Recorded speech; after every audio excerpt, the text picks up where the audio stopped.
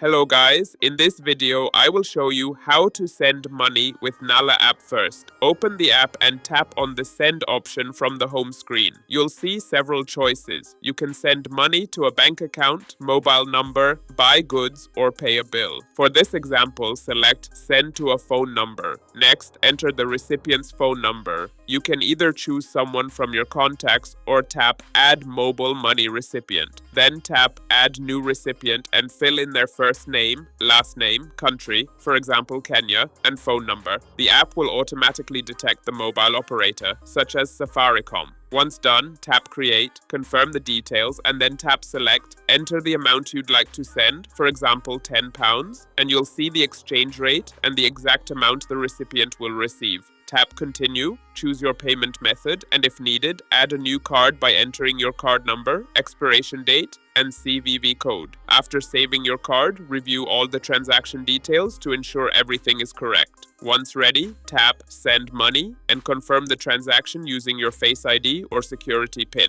That's it. Your money will be sent directly to the recipient's M-Pesa account. Don't forget to like this video, subscribe to our channel, and share it with friends for more useful mobile and tech tips.